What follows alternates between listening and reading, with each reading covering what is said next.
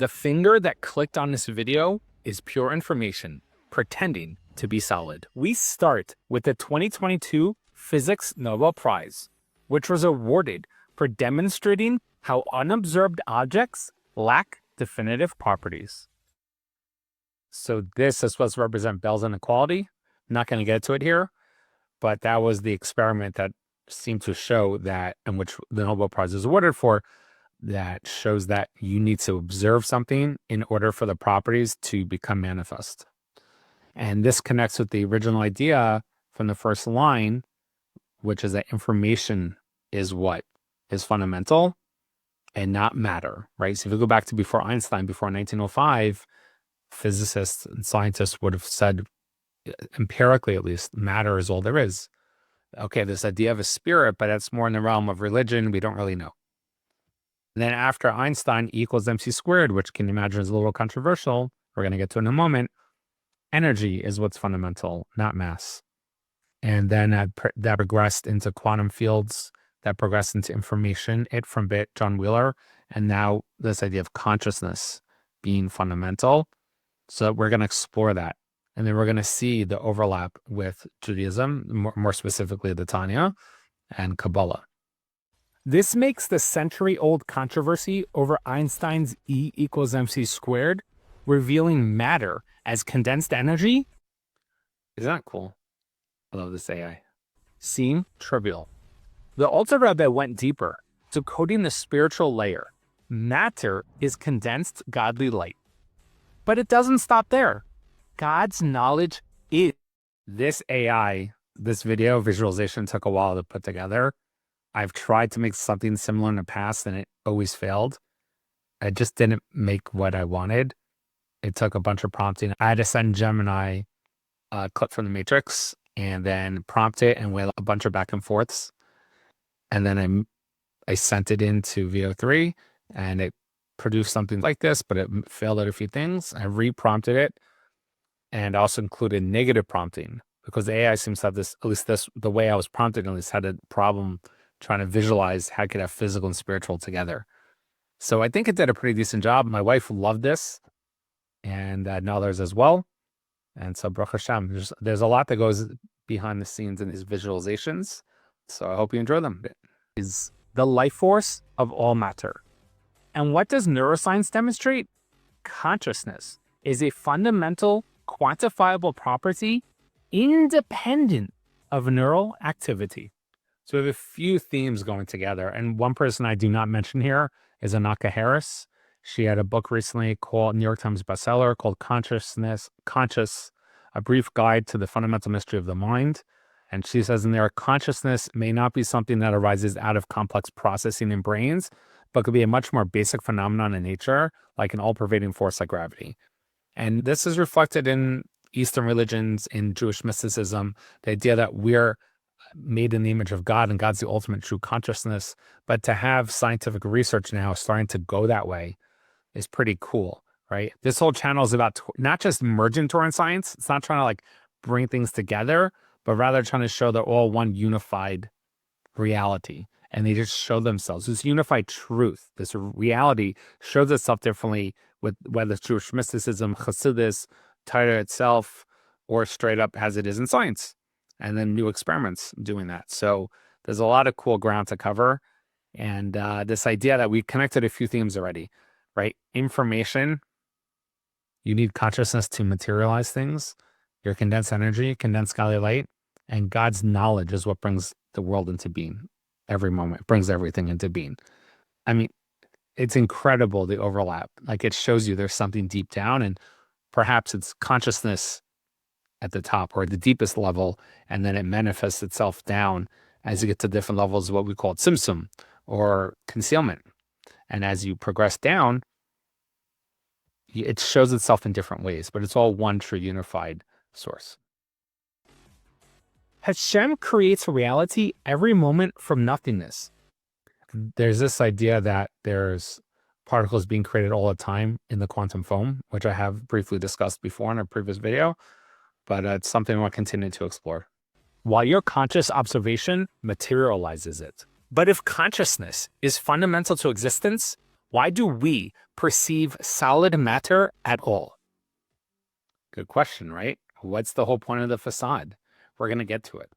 In Ur Kasdim, Abraham cracked this code. God commanded Lechacha, a journey from matter to energy to information to consciousness to the divine source broadcasting reality itself. My wife saw this. She goes, "Why are you using cartoons?" And I said, because there's this idea that we don't really try to represent biblical characters in a realistic way. She goes, "Oh, right, that's what I remember. They don't never see their face." This also was a bunch of AI back and forth attempts. So the idea was just that he's sort of elevating himself, not obviously flying throughout those different layers I mentioned, and that he eventually became aware of the divine source. That's broadcasting reality. I love that line. Broadcasting reality. All the letters are being broadcasted constantly, just like we're used to the idea of like TV being broadcasted, and now obviously for the past few decades, internet streaming.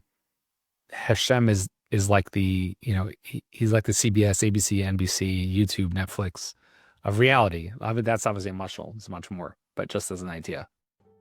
The Lubavitcher Rebbe explains, Lachacha means go to yourself. Every Jew should use all of his or her soul powers in divine service. Leave your land, Artcha, which like, subscribe, and click that bell. If you do not have the bell icon clicked solid, it's not the default, you will most likely not get notifications for new videos. And sign up for the newsletter, which corresponds with your will, Ratzain. Leave your birthplace, your inborn emotions. Leave your father's house, your intellect. So this Sikha, the Rebbe, connects these ideas, said them a little quickly, but the idea that in the first pasuk of is there's more I didn't have a chance to expound upon, but Hashem starts the command, go somewhere, go to yourself, but go. I'm not telling you where you're going to go, but what am I emphasizing? 3 aspects about yourself. So the Rebbe in this beautiful Sikha says that your land, Artzcha, is Ratzon. It's the same letters. So your will, your birthplace, that's your emotions, your midas, and your father's house, your intellect. So I'm now about to connect them. The idea that Ratzon is almost like consciousness, that's more fundamental. Your emotions are the whole reason from a personal perspective why you come down, not in addition to doing mitzvahs, but on a personal level, the refinement of the animal soul by the godly soul is of a primary importance for each time a soul comes down into the world. For each reincarnation, that is one of your goals, independent of all the outward goals, helping others, doing certain mitzvahs, everything you do outwards, the inward refinement. The Alter Rebbe explains in a mimer that those sparks come down from the original shattering, and every time your soul comes down into this world, that's one of your jobs. And Chassidus also says the end of it has to be refinement of the animal soul. And your intellect. The intellect here is what we're talking about, that the intellect has both the function of refining the emotions and gives birth to the emotions and refines them, and also information seems to be fundamental in addition to consciousness. So they're all connected in this first pasuk, which I think is beautiful. Your limited will, conflated by unrefined emotions, filters which divine knowledge you access. My kids thought that was really funny. I don't know, I was trying to find some B-roll I found from a different site. I thought it was cool. Just as God's knowledge is the life force of everything, your consciousness selects which information becomes your reality. I'm just going to rewind that. Do you still say rewind? What do people say? I'm not too old. Just turned 40. Rewind. VCR. Your consciousness. So we just see this. It's just seeing, we say we're partners in creation. So it's not just about, fulfilling the will specifically, but every moment. We, just like we spoke about, we bring the universe into being. The intellect and the consciousness helps materialize. So helps materialize these aspects and even objects, properties of objects. Selects which information becomes your reality. But how do we escape the trap of thinking our eyes see the true nature of the cosmos? This is another important concept in Chassidus. It says that godliness is what's truly there. It says there's 2 ways to look at reality. One is Alkus B'Pashtus, meaning godliness is simple truth, and the world is the chiddush. The world itself is something you have to sit and think about, like how could there be a world? Or that's for the very spiritually attuned. Or others say, well, the world is really what's here, and I have to like meditate and think about the fact that there's a God and his godliness and it's bringing it to I just see the world, right? That's what I'm trying to address over here. So how do we go from the second one to the first one? Right? Learning Chassidus is so fundamental to this. Kabbalah as well, but Chassidus really brings it home deep down. So Chassidus gets to the essence. Maimonides states, Abraham became aware of his creator. The first becoming aware is a key word. Became aware. Like there's an awareness. Like, can you imagine if you became aware of Hashem being right in front of you? Right? It's chapter 41 of Tanya. That realize that the king is right there in front of you, always. He's always there. If you become aware of it, think about how much it changes how you act, what you think, what you say. Person to trace matter through energy and information. Sign up for the newsletter. I know I've been a little delayed and I apologize getting out those issues, but it's formatting issues with writing the book and putting the articles together. But get the newsletter so you don't miss the video links and the free sample for the upcoming book, God willing. To the source. He stopped believing in what cognitive scientist Donald Hoffman describes as the brain's simplified user interface. I didn't make that, but that was really cool. So Donald Hoffman has this whole, you can look him up on YouTube. This is very interesting. He actually he's at Irvine, which is where I got my PhD. And he talks about how everything you see and experience is like icons on a computer screen, like on a desktop. If you guys still use laptops or desktops, I guess those are the icons on your iPhone. Anyway, you click on the object, but that's not really the program. That's just the representation. It's just like a surface layer that gets you deep down. So because all reality is really like that. And he has a bunch of research. He's been doing this for decades. So very fascinating to listen to what he says. That is, he stopped believing in projections such as idol worship that seemed like a real interface. So that was my connection to Avram Avinu, Abraham, our forefather, stopped believing in idol worship because it's a projection. Like, I think that my success comes because of my worship of this idol. Well, we look at that as like that's very, very silly. What are you talking about? But when people say, how could they be so dumb? They weren't dumb. If you look at the 10 commandments, the first is, I'm your Hashem, your God. I took you out of Egypt. The second one is to have no other gods before me. And in fact, of all the 10 commandments, the second one is the longest. It has 4 verses. Don't have other gods. Don't have other images. I'm a jealous God. There's a lot there. So to say it's all fake and made up, and the Torah itself names different gods and says, do not worship them. Numerous ones. It tells you they're real spiritual powers. But idolaters are naming those powers, and they're doing avoda, they're doing certain acts to access those powers and get what they want. So we actually all are guilty of this, right? Anytime like you think you're sucking up to the insurance adjuster or to your boss to get a raise, or to your client, that you think like schmoozing them more and more is going to get you more stuff, everything's determined from Hashem.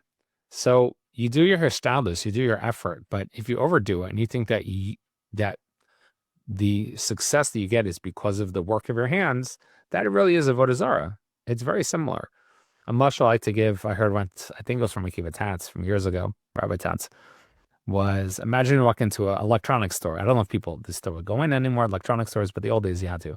And you wanted to buy the newest gadget, the newest iPhone, the newest whatever, and it costs $1,000. And you're like, I'm going to slip the guy 100 and he'll ring it up 800 for me. So he'll get 100, I'll get 100. So, but that's not the Yiddish approach. The Jewish approach is to go straight to the manager and ask for a discount that way. So you see the difference? The money, the dollar bills we used to have, people still have dollar bills. Everything's electronic. It says, in God we trust. But is it, or do we really trust in the dollars? So this idea, perception, most of us are guilty of this, and it's something we have to continue to try to work on, because we are so worried, so many people, that everything, well, what if this, like the world is a facade. Like, it really doesn't exist. Like, it exists because Hashem created the world, but compared to spirituality, it's really like almost nothingness. But this flimsy thin film that's blocking everything, that's the true reality, that stems from Hashem's deepest desire, most essential desire, the reason why he created the world. But he put a very thin film, very, very thin, like tissue paper. But it looks so real. And your neshama, before it comes down, says, your soul's like, oh, of course I'm going to recognize you and always do everything you want. And then you come down here and it's like, I'm going to put this tiny, thin, facade in front of you. And let's see how deep your relationship really goes with me. But seeing through the illusion is only the first step. How do you actively reshape what materializes? Good question, right? Okay, everything's great, but Papoya, what do I do? How do I fix this? The Tzemach Tzedek taught tracht gut wird sein gut. Did you guys like this with the I wanted to slow it down. I couldn't figure out the animation and slow it down. It was a little cartoonish, but let me know in the comments how you like the editing or this part.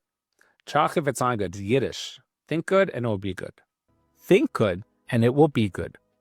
I didn't have room to put in, because these articles are right for the BRS Weekly, I didn't have room to put in all the extra stuff, the interesting research, a little more controversial research that says your thoughts can affect reality, but Hasidus has been teaching us for some time. When you truly rely on God, you allow blessing to flow, transforming imagine. So notice I said rely on God, betachim, usually is translated as trust, but if you rely on God, and the way that you show that is menuchas nefesh, you're tranquil and you're calm, that brings down blessings.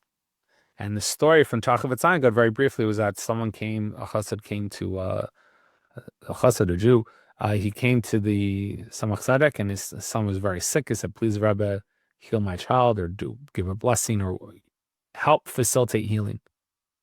And Tzemach Tzedek told him, Tracht wird sein gut. He goes, what? How does that help me? He goes, that's what I do. I think good and it is good. He goes, okay, but you're a Rebbe. I'm just, Ploni ben Ploni. Who am I? You're the Rebbe.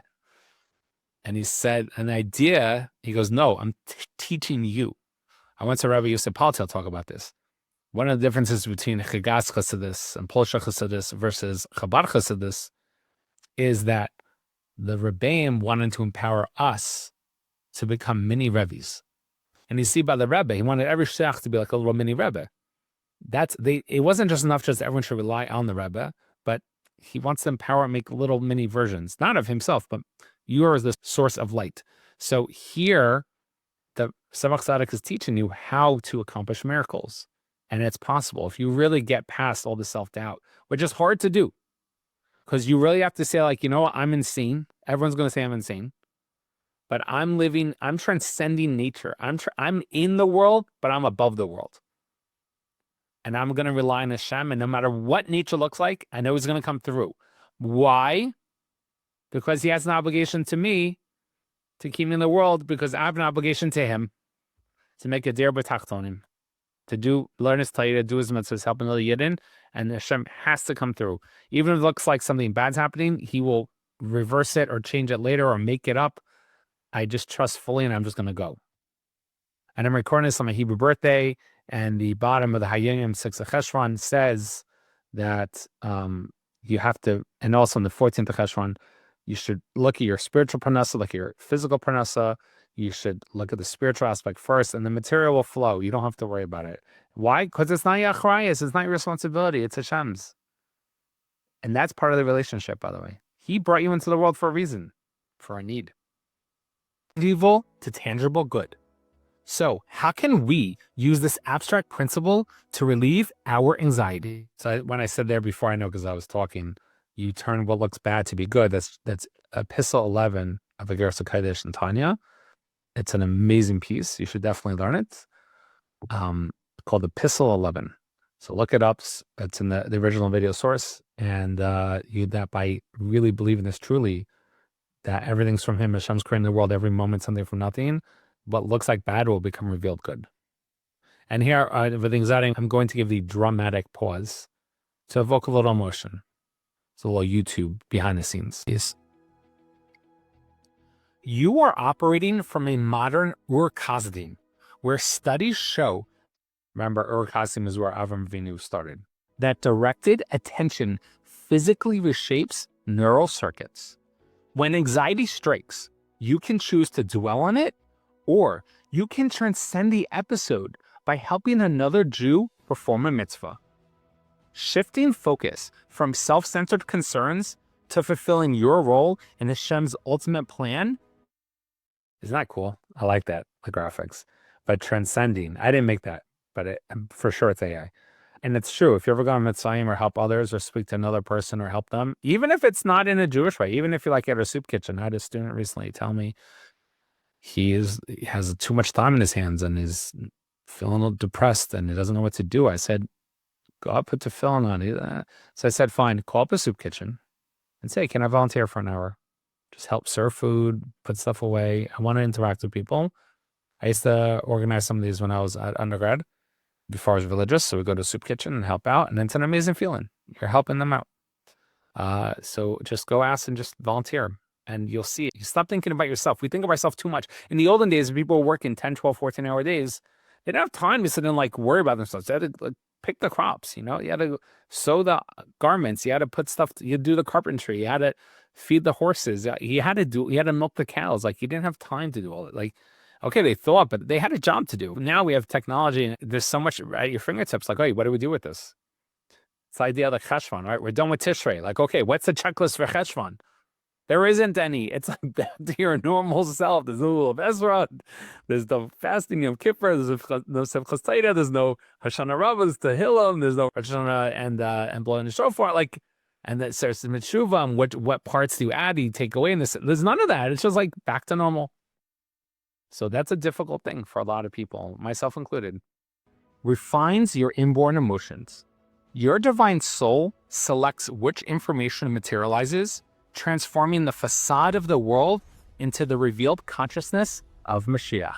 So this, I wanted to look more like the other one, but I also wanted it to have an aspect of what it would look like when Mashiach comes. Obviously, we don't fully know until it happens, but this physical and spiritual, infinite, finite merge. So this graphic had part of both in there. So this idea that you're going to see the physicality and the spirituality at the same time. Pretty cool. And I just tied everything together in the end, the divine soul, inborn emotions, why you were here, connected it all back. That was the point. If you'd like to sponsor one of these classes in honor or memory of a loved one or for your site, sponsor. Jews love to sponsor. They love to give money to help causes. It's not cheap to do all this. And there's a lot of software and services and hardware. There's a lot that goes into it. It's not just like, okay, go ahead and shoot. And if you want to sponsor, and then it's not just having your name out there at a class that's mentioned once and 10 people are there. This is videos that can be shared forever and ever. And it can send you the file if you're afraid that for some reason it will go down. I can send you the actual file itself. And you could share, God willing. My recent videos have had over 1,000 views. And Mitzvah Hashem will continue to grow and expand. And so you can, in the memory and honor of a loved one or for whoever, go ahead and reach out. And tax deductible. Reach out to make a tax-deductible donation. The link is in the description. And remember to sign up for my newsletter so you do not miss the sneak peek of what upcoming Torah and Science Milk. And remember to click here to see, there's nothing there, but click the share button. Very important. Okay, thank you. I hope you enjoyed this format again. The other one seemed to do well, the number of views and comments. And let me know. Until next time, love to hear from you. Please write in the comments. Zagazan. Have a great Shabbos. Or actually, it might be Motzi Shabbos when I put this. Whatever it is,